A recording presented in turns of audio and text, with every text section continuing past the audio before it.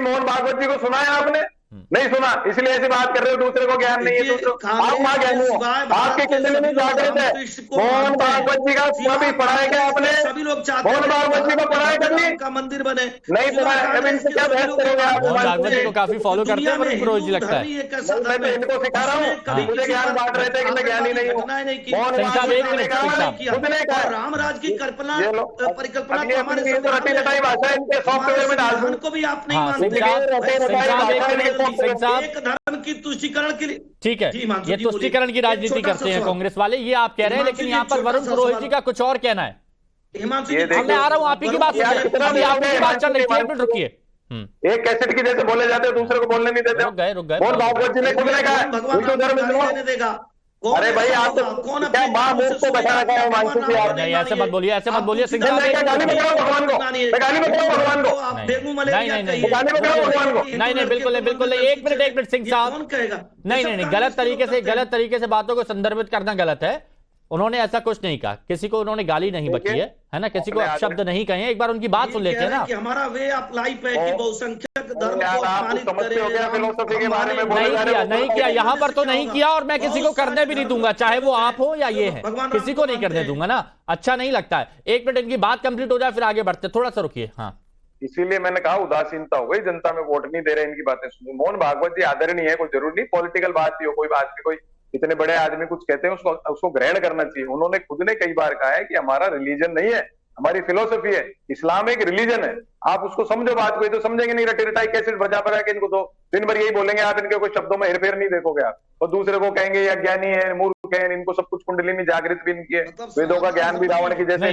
लेकिन वरुण पुरोहित जी, एक मिनट वरुण पुरोहित जी, देखिए एनडीए के जो देखिए एक मिनट, इंडिया गठबंधन के बहुत से ऐसे नेता हैं, चाहे वो दक्षिण से हों चाहे वो यहां से हो, जिन्होंने काफी बयानबाजी की है, जिन्होंने हिंदुत्व को लेकर बयानबाजी की है, जिन्होंने राम मंदिर को लेकर बयानबाजी की है, तो इसका तो इम्पैक्ट आपको लगेगा ना कि पड़ेगा।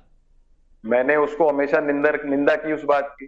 ये डेमोक्रेसी होती है, किसी ने गलत बात की उसको तुरंत निंदा करो, भाई गलत कह रहा है, लेकिन हम उसको ओवरलैप नहीं कर सकते हैं कि भाई दूसरा गलत सोच रहा है तब मेरा ये हैसियत नहीं है कि मैं दूसरे को भाई तू मेरी जैसे सोच। अच्छा। ये हर मनुष्य का अपना राइट है। हाँ। देखिए फिलोसफी, अपने आपको भी पता है फिलोसफी हमारा कोई रिलीजन नहीं। ठीक है, ये आपने बयानों को लेकर स्पष्ट कर दिया। अब कपीश जी यही समाजवादी पार्टी की तरफ से, यही समाजवादी पार्टी की तरफ से राम गोपाल यादव की तरफ से भी वक्त पर बयान दिए गए हैं, जिसमें एक बार तो उन्होंने कह दिया कि राम मंदिर तो बेकार का है। जब ऐसे बयान आते हैं, मैं बस आपसे ये पूछना चाह रहा हूं कि जब राम गोपाल यादव जी की तरफ से ऐसे बयान आते हैं और ऊपर से जनता के बीच में ये बताने की कोशिश की जाती है कि अखिलेश यादव इतने करीब है अयोध्या के, फैजाबाद तक पहुंचते हैं लेकिन मंदिर नहीं जा रहे हैं, तो इसका इंपैक्ट पड़ेगा कि नहीं पड़ेगा? ये इसका इंपैक्ट पड़ता है। ये कपीश जी हाँ, अच्छा सॉरी एक ही बात का फर्क पड़ता है कि आपके मन में वाकई राम है या आप दूसरों के लिए मरा लेकर के जा रहे हैं, निश्चल है कि नहीं मन। हम तो जब निकलते हैं, हमारे नेता जब निकलते हैं घर से, तो समर्पण भाव से कह के जाते हैं कि ये ही विधि हो ही नाथ हित मोरा और करहु सुबह की दास में। बहुत बढ़िया।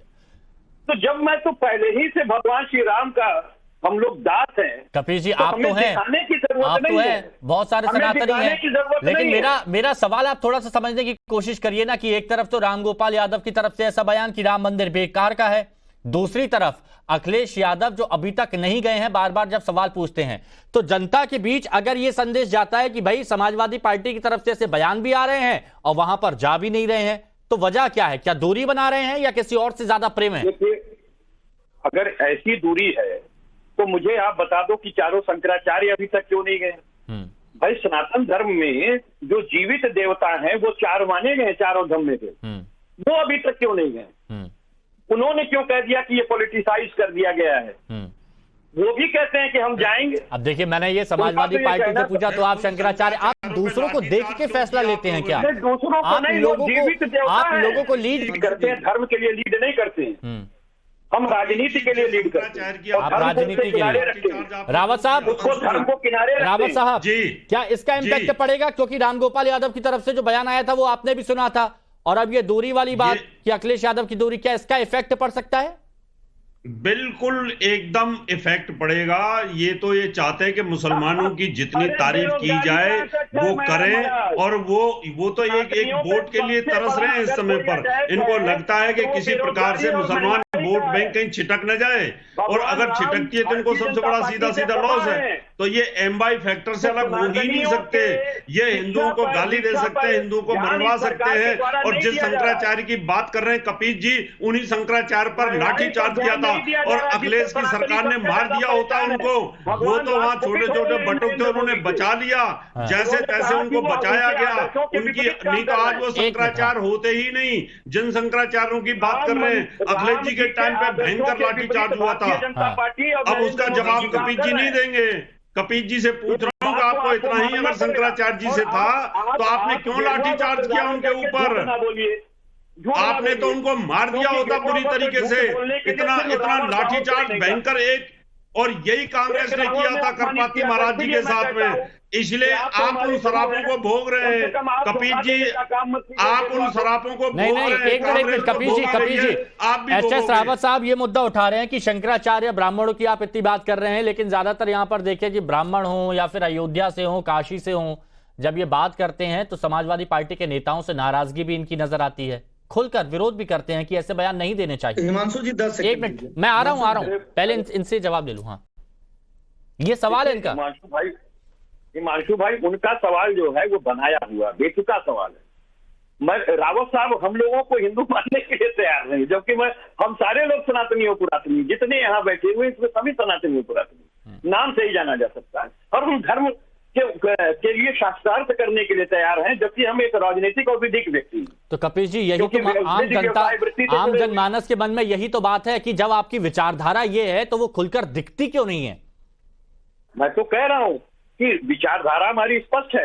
विचारधारा इस बात को कहती है कि कृपया आप तुरंत स्पष्ट रूप से जो है, आवाज आ रही है? क्या आ रही है, आपकी आवाज आ रही है।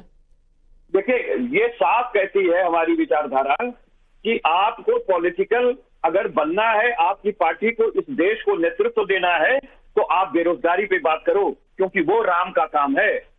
आप अस्पृश्यता को मिटाओ, आप समाज के अंदर अमीर और गरीब की खाई को मिटाओ, आप जातीय वर्ग विभेद को मिटाओ। तो ये काम के सिंह साहब देखिए, सिंह साहब समाजवादी पार्टी कपीश श्रीवास्तव ये बताना चाह रहे हैं कि अगर वो राजनीति करते हैं, पॉलिटिक्स करते हैं, तो उसमें धर्म को कहीं पर जगह नहीं देते, भले ही वो सत्ता में थे या नहीं है या आएंगे, तब भी किसी एक को महत्वता नहीं देंगे। देखिए कथनी करने में कितना अंतर होता है।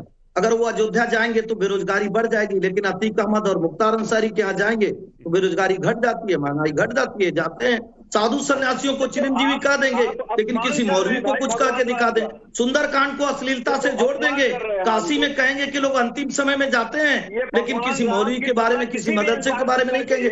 तो साफ दिखता है कि इनकी कथनी और करनी में कितना अंतर है। अरे मैं कह रहा हूँ कि सभी धर्मों में दोष है।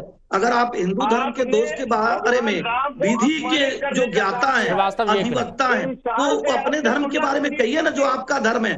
आप कहिए कि आप क्यों टोपी लगाते हैं, कलावा के नाते बेरोजगारी बढ़ जा रही है, तो टोपी लगाने से भी बेरोजगारी बढ़ेगी। आज अयोध्या में जो भव्य राम का मंदिर बना है, उससे रोजगार भी आ रहा है। वहाँ पे आवास, वहाँ पे जो लोग जा रहे हैं, वो जो कलावा बांध रहा है ना हिमांशु जी, वो कलावा बांधने वाला भी रोजगार पा रहा है, मिठाई बेचने वाला